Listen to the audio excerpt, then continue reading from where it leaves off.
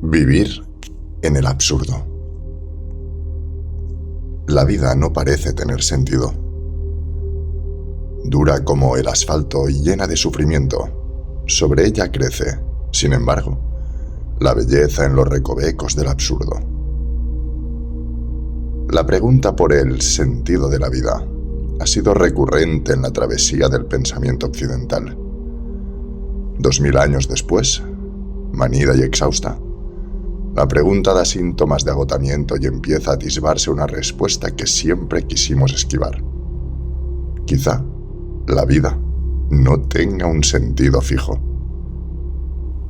Aceptar el absurdo de la vida, su sinsentido, es difícil, pero el reto yace en encontrar la belleza que crece, silenciosa, en el alféizar de la vida, en la carretera de nuestra existencia. Dios ha muerto, y nosotros lo hemos matado. ¿Cómo nos consolaremos, asesinos entre los asesinos? Así anunció Nietzsche la muerte de Dios en la Gaia Ciencia. Su significado, la pérdida de todo un sistema de valores y de creencias, fue devastador.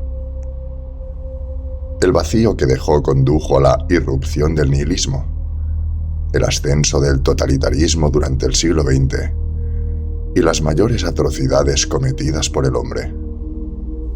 ¿Y ahora?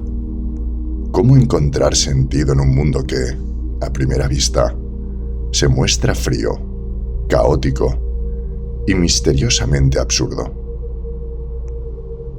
Como bien postuló Nietzsche, gran parte de lo que acontece en el mundo es fruto del azar.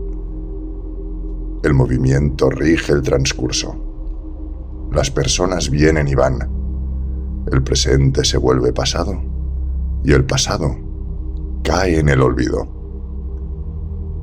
Nos movemos en un mundo solitario que nos es ajeno y parece movido por aquello que el escritor francés Albert Camus denominó el absurdo. Incluso el ser se escapa de nuestro propio entendimiento.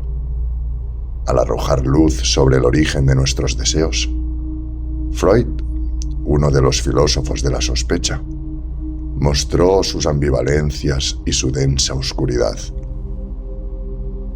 Hay algo, sin embargo, que desbanca el pensamiento, que lo deja inservible y que nos abalanza sobre el vacío: el sufrimiento.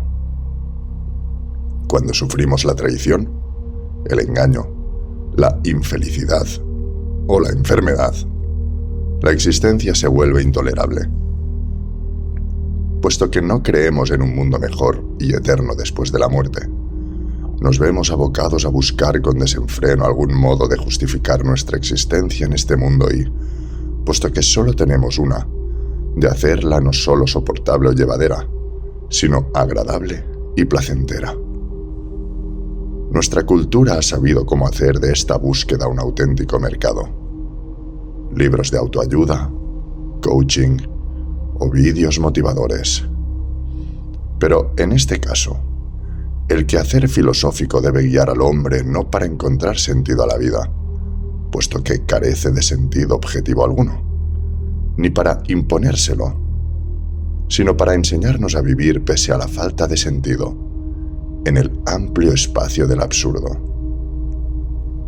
La vida no tiene sentido y se nos presenta como un absurdo. Pero en esta existencia absurda hay dolor, sufrimiento, y nos vemos obligados a explicar esto de una u otra forma. Haruki Murakami, autor japonés y eterno candidato al Nobel, ha construido sobre ese espacio del absurdo toda su literatura. En ella, Murakami nos muestra la abrumadora capacidad que tiene el mundo de sorprendernos en medio del caos y la aleatoriedad.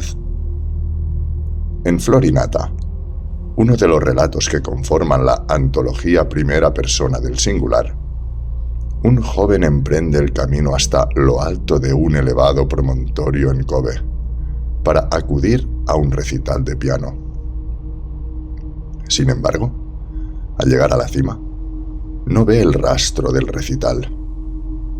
Cansado e inmerso en la decepción, se sienta a descansar.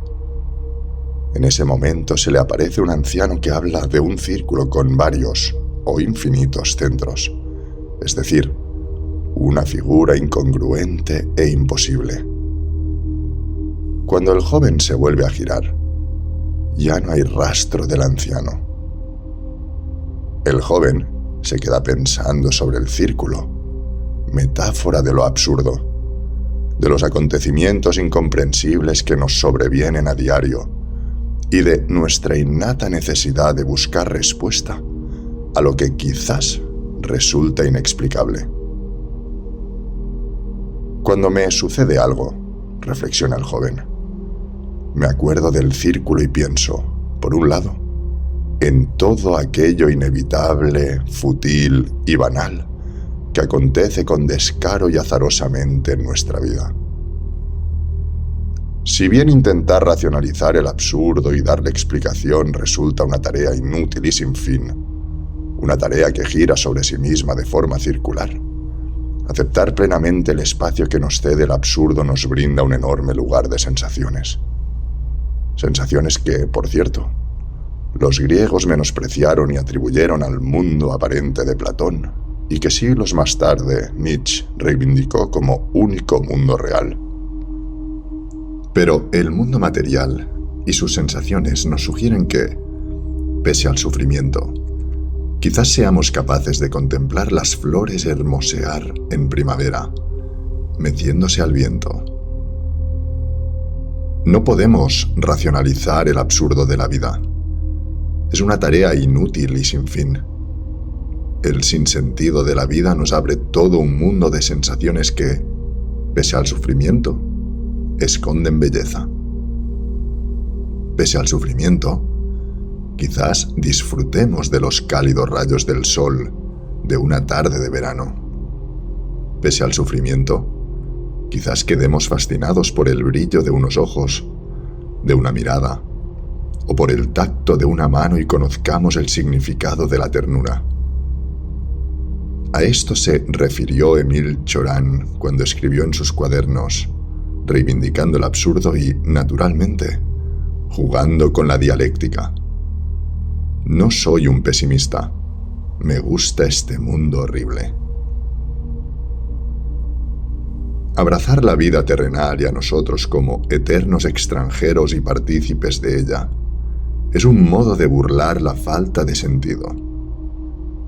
Abrirse al mundo de la experiencia y al devenir no es desdeñar la importancia y la valía del pensamiento, sino señalar sus límites. Al preguntarnos por el origen de los acontecimientos, de nuestras dichas y de nuestras desgracias, pronto llegamos al abismo que supone la aceptación de nuestra ignorancia y a la falta de respuestas para las grandes preguntas. Encontrar consuelo en un vaso de leche fría con azúcar, en los abrazos que se dan con demasiada fuerza, o en una hermosa pieza musical es, ante todo, un ejercicio de suma modestia y apertura. Los mejores poetas comprendieron esto, pues el cuerpo poético nace de este mismo impulso de apertura y de una búsqueda desaforada por lo verdadero. En el poema Vida, Alfonsina Storni escribió: «Es que abrí la ventana hace un momento, y en las alas finísimas del viento me ha traído su sol la primavera». Abrir la ventana al mundo es un modo de que entre la luz.